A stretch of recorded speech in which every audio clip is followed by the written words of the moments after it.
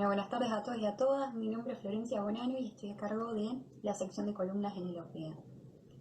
Vamos a hablar entonces un poquito de cómo hacemos las columnas en este espacio. Tenemos que tener en cuenta que una columna es un género periodístico que va a hacer alusión a través de la argumentación a una temática en particular que un autor quiere expresar. En el caso de OPEA, nuestro objetivo central va a ser tratar temáticas vinculadas a la política exterior argentina.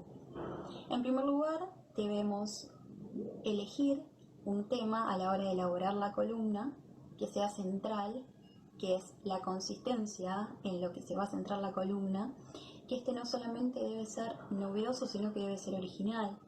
Luego, tenemos que pasar por una recopilación o búsqueda de la información en donde vamos a seleccionar aquellos tópicos vinculados a nuestro tema que saquemos, por ejemplo, de artículos, diarios. Nosotros utilizamos, por ejemplo, mucho lo que son informes también de nuestros compañeros de la OPEA para revalorizar el trabajo comunitario que hacemos. Es importante también recordar que nosotros vamos a mantener un tono subjetivo a lo largo de la elaboración de la columna. Para esto vamos a intentar ser muy equilibrados y muy puntuales con las elaboraciones conceptuales que utilicemos.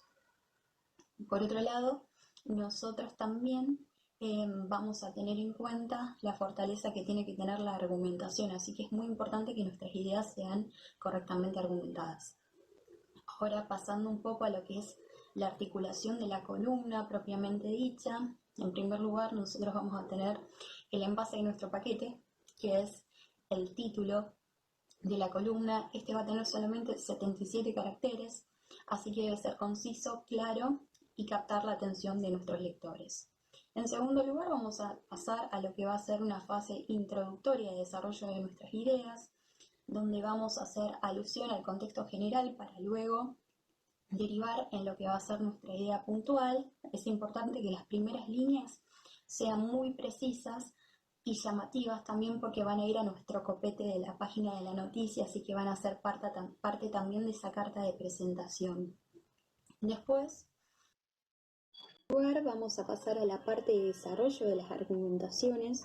Esta es una de las partes más importantes también de la columna, porque tiene que ser la parte en donde, a partir de la información que recopilamos y a partir de nuestros objetivos, también nosotros seamos estrategas, reformulemos lo que queremos decir y argumentemos. En esta parte también debemos tener en cuenta siempre citar.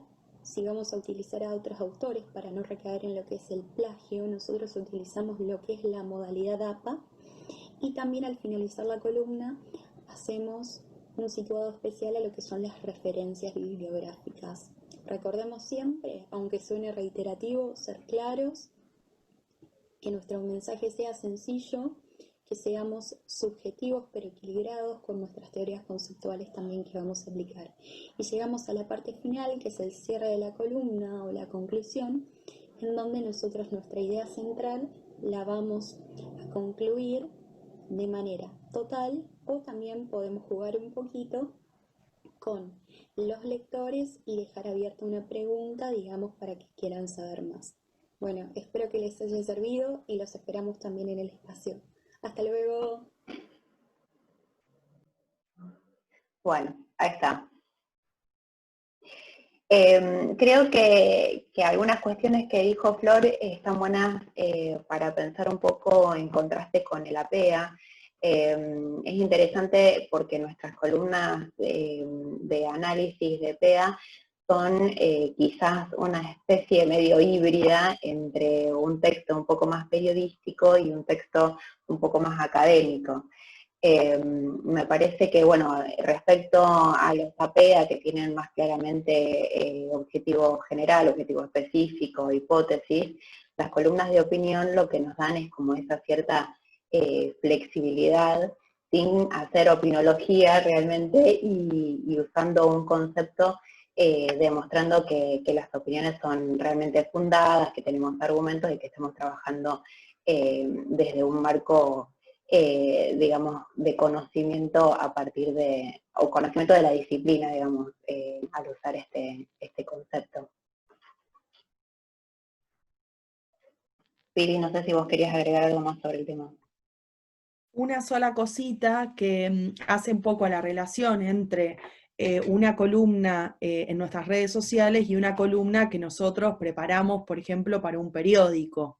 Eh, no es lo mismo cuando nosotros nos invitan de algunos de los periódicos que hacemos seguimiento, o mismo de Telam, o de algún periódico local, como pasó con el sector que teníamos en El Ciudadano, de nuestras columnas de opinión.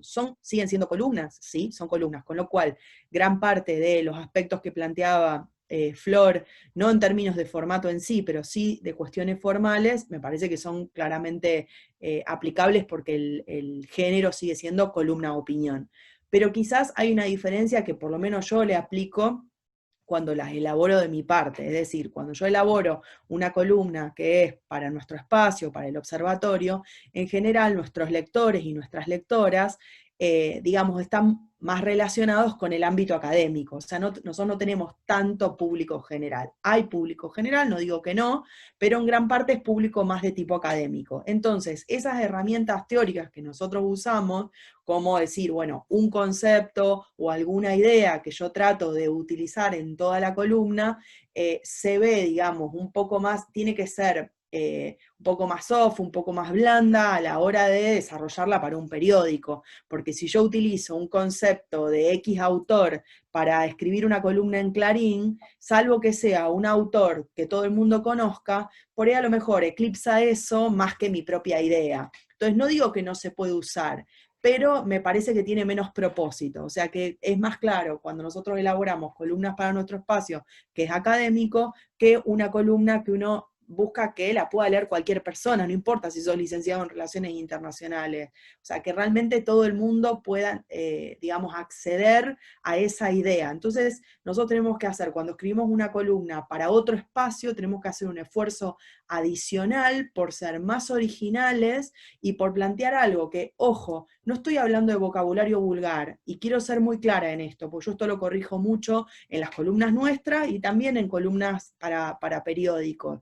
No es vocabulario común, o sea, no es que esa es la diferencia, sino tiene que ver con cómo desarrollamos nuestras ideas, porque justamente no es un espacio académico. O sea, que la idea tiene que estar acompañada, digamos, de una dinámica que cualquiera pueda comprender. Ustedes piensen, si una idea se la explicarían igual a un familiar o un amigo, una amiga, que no tiene nada que ver con nuestra disciplina, que si nos la explicaríamos entre nosotros, que en general somos todos internacionalistas, politólogos, futuros o abogados, alguna persona que trabaja en el ámbito de ciencias sociales. El lenguaje es distinto y sabemos que es muy importante el lenguaje a la hora, o sea, la comunicación, pues justamente una columna es una herramienta para comunicar algo. Entonces ese algo que vamos a comunicar me parece que es diferente, más allá de que el género siga siendo columna de opinión. Eso les quería artículo y capítulo y con eso cerramos. Vale.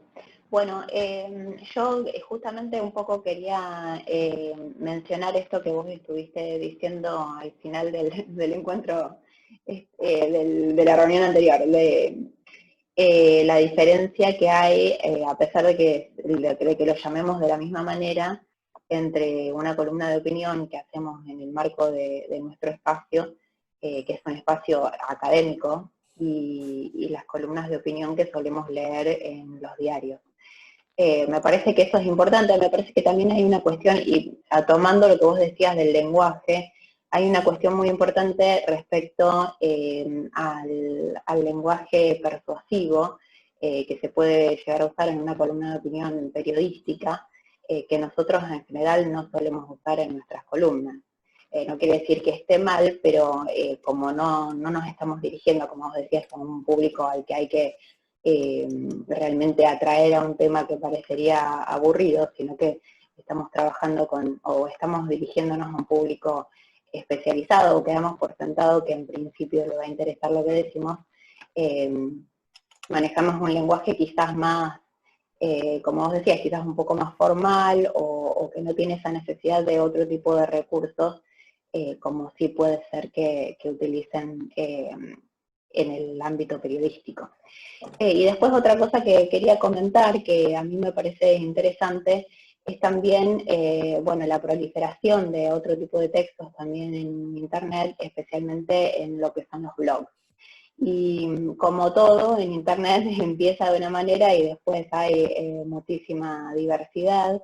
Y creo que es interesante el formato de blog académico porque hacen también un poco esta cuestión intermedia entre algo, un texto un poco más parecido a lo que se escribe en un ámbito académico, pero sin la rigurosidad o sin la necesidad de investigación profunda que por ahí tenemos con artículos científicos y demás. Entonces esto es como, tiene sus pros y sus contras, obviamente, tanto escribirlo como leerlo puede ser útil o puede tener también como algunos contras.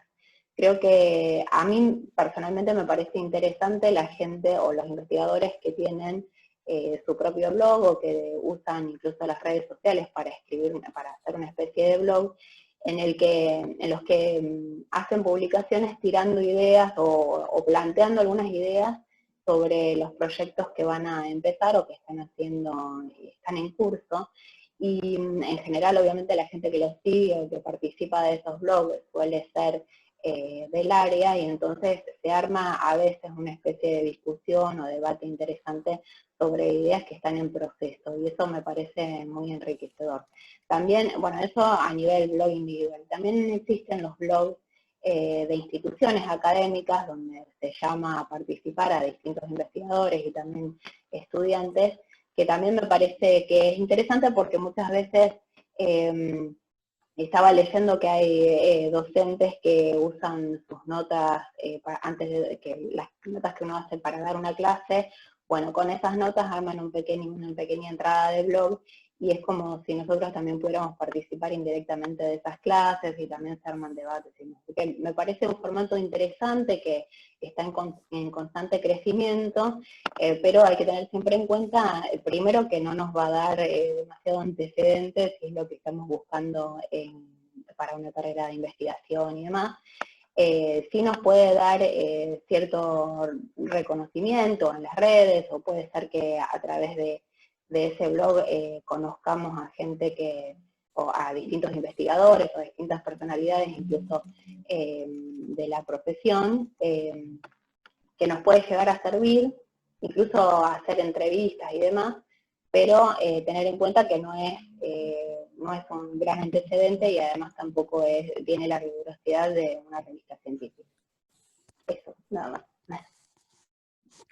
Ahí te engancho, Juli, diciéndote que justamente hay algunos blogs, son los menos, pero que por ahí a lo mejor han desarrollado alguna herramienta parecida a lo que pueden ser nuestras columnas, o una cosa intermedia como si fuera entre una columna y un artículo, y que han sacado ISSN.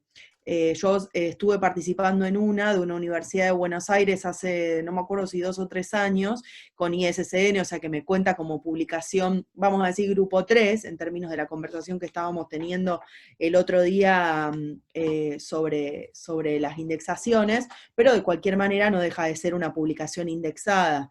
Entonces, bueno, también cuenta. Fíjense, de hecho, que para enganchar con la indexación, nuestro trabajo a través de los programas radiales de la OPEA, que estuvieron trabajando las chicas los últimos años, el laboratorio de sonido, el LABSO, tiene ISSN, entonces también todo el proyecto de la radio puede ser, puede ser incluido dentro de nuestro CV en términos de una publicación que ingresa dentro del Sistema Científico Nacional por tener ISSN. Así que, o sea que entra de los dos modos, digamos, entras por podcast con ISSN y entra también como producto multimedia. Así que ahí hay que un poco como buscar, o sea que, digamos, tenemos que tener en cuenta qué es lo que estamos buscando, como dijimos la semana pasada.